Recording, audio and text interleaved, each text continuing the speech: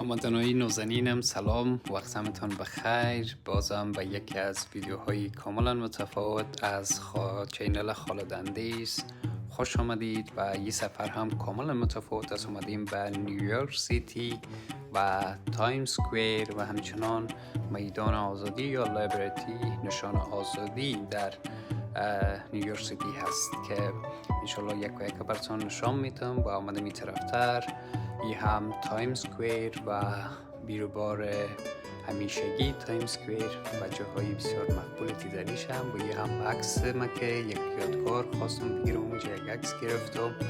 در ضمن هم چند جای بسیار مشهوره که این هم مشهور از نیویورک سیتی هست. براتون اینجا ویدیوگک جور کردیم ببینین که کدام جایها در نیویورک سیتی زمانی که شما سفر میکنین برین و ببینین. و هم آخرش تشکر از اینکه بودین.